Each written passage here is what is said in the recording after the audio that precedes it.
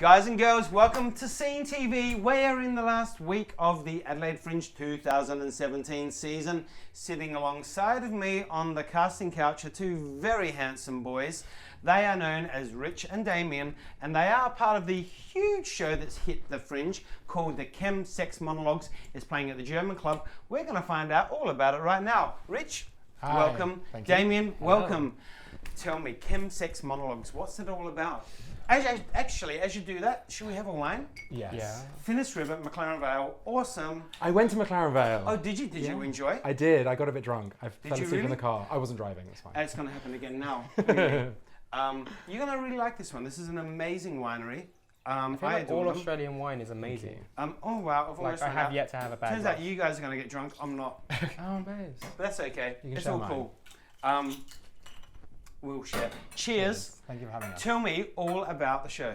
Well, it kind of does what it says on the tin. It's about ChemSex, which is the combination of sex and drugs to enhance sexual experience. It's set in London. That's where we come from.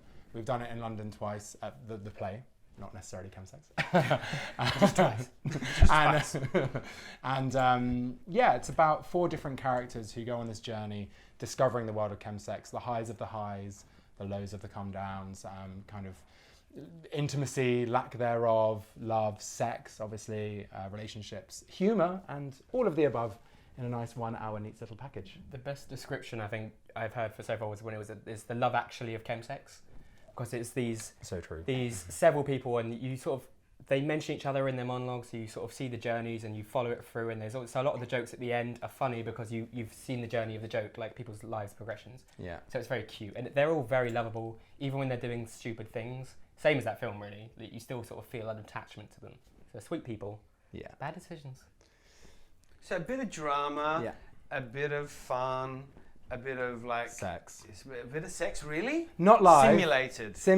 Yeah, simulated sex. Yeah. I leave that. That's mine. This is our sex simulator right here. I always have to catch someone's eye and do it to them, just so they we have that moment. Do I have to be in the front row? I think so. Yeah. Well, Okay. the front 2 rows. The front row get the best view. I'm seeing the show tonight. You're coming tonight, aren't you? I can't wait. I We're cannot looking wait. forward to And it. then I'm going to review it tomorrow. You guys wait out. It's going to be fun. Tell us about your roles. You're the narrator. What does that entail? So it's not kind of your stereotypical narrator who kind of starts with a big book and says, "Here we are today discussing ChemSex." He's a character himself. He goes on a journey in the play. He meets someone, a guy, a sexy young guy that he falls for, but can't really attach himself to because of his own hang-ups or whatever. And then we revisit him later on without giving too much away, hashtag spoiler alert. We kind of revisit that relationship and where that's gone in the last couple of years. So he's kind of the overseer of this ChemSex scene. We see it through his eyes. And the sexy boy that he falls in love with is... Enter Damien. And I do have a large book, and I do... You know what they say about a man with a large book? Yeah, it'll end badly. No, my character is the sort of... I think the best way of describing him is the reason I got cast in the first place is I think because he asked me to read my monologue, which is quite all over the sex parties, all over the scene, like going around, doing things, very exciting. But the way that I was like, yeah, this sounds really romantic and exciting and cool, and it was like, that's kind of what they wanted for the character, because that character isn't going and looking at it going, oh, this is sleazy and dark and, hardcore. This character is just like loving it, loving life, having a great time. All of these things are very exciting, and it follows his like, his one's very romantic in that it's like a loving journey of where he's like had an instant attraction to someone who he meets on the street, and it sort of develops and they go to chill outs and they have this whole journey of a relationship. So it's all very, he is very sweet and young and naive and cute and adorable. And you know he's going to end badly. He's one of those people that I think we all know who go out and have a good time and don't really think anything of it. Like that's just what they do on a Friday and Saturday night. Totally. They go out, they get fucked up, they meet a guy, and then the next week it's like, okay, that was my weekend. And what we're kind of exploring in the play is that exists, right? And then there is a deeper side to it that, come Monday, come Tuesday, things might not be as fun, and we kind of look at what that then leads to. So you're exploring all the sides, essentially, yeah.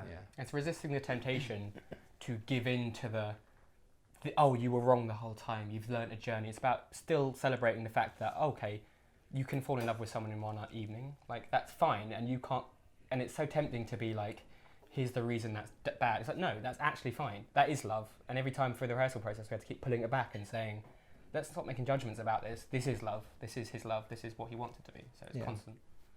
And have you used many of your own experiences for this?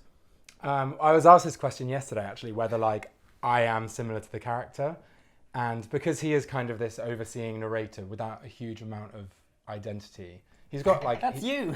That's kind of me. I am an identityless being. No. I've just put a lot of myself in him, and I've played this part since it first started in London. I did it twice in London and in Manchester, and now here in Adelaide. And I kind of don't differentiate between the character and me anymore. Yep. And you said something the other night about, you were like, oh, why does your character do this thing? And I was like, do not go for my character, because I really identify with him. Which is why you're so defensive. But love-hate relationship. Oh, I can see that. I can see that. Nothing that the wine won't sort out. But with regards to the actual writing, obviously it was written by a guy called Patrick Cash. Yep. How long ago? So he started writing it, I think, in 2014, and we're now 2017. So we performed it first last year in 2016. But my monologues are actually pieces that he wrote for magazines in London. They were like journalistic exercises, and then he developed them into this play. That sounds so boring. It's also, They're more exciting than journalistic exercises. They're very... No, but they were like, he wrote these like because he's a poet and a journalist and a playwright, and he kind of wrote these poetic things for, I think it was Attitude magazine, and which is the UK's biggest... Another one. Yeah. Yep. Gay magazine. And so he then took these poetic, dramatic articles he wrote and made them into a play. So they're based on experiences that he's maybe seen or heard or lived himself, but it is a dramatic version of it. It's not... I'm always excited whenever Pat contacts me about something, because I love his work and I've always loved working with him in his writing style, but he keeps doing this thing where he will contact me and say, I have the perfect character for you, come read it. And I'll read it and be like, what the hell are you thinking? Like, this is nothing like me. But then it's about putting myself into it, because I'm not living that life, but I can completely understand every single decision he makes. And that's what it's about. It's about, I know people from across the scene, I know these people exist and do these things, and it's very easy for me to see why, because I make my own mistakes, which might not be the same ones. Yeah. It might not go the same journey as my character, but I've made mistakes that made me do things, and maybe in situations I didn't like or shouldn't have been in, and these things happen. And that's where I find the relation. So I find every character we just put themselves in. And I can see Kath and Daniel as well, the other two actors, in their characters. Yeah. I can see where they get them from. But they're all relatable. All the characters are kind of people that we might know, we might meet, we might love. I'm in love with Kath. Like, Kath is the girl in our show. Like, she's played by Remy Moynes. The fag hag. Fag hag Kath.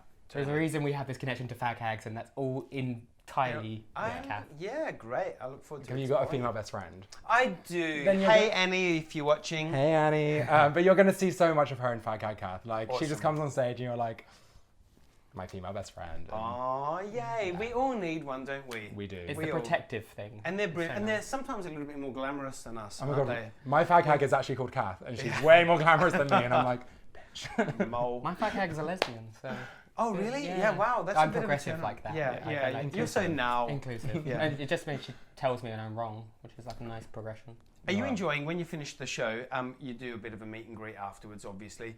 Are you enjoying the people's feedback, the connections that they're making with the show? Oh my God, that's the best bit for me, because I've done the show now quite a few times, and it's still an adrenaline rush getting out on stage. But for example, last night and on Sunday night, we had you could hear a penny drop in the audience, because it's all about the language, it's all about the text, and so people are listening and following what we're saying, and then to go out and meet them afterwards, which I didn't always have the opportunity to do in London, because I'd have friends in, because we'd be in these busy London bars or theatres, and sometimes it's just, you don't get an opportunity.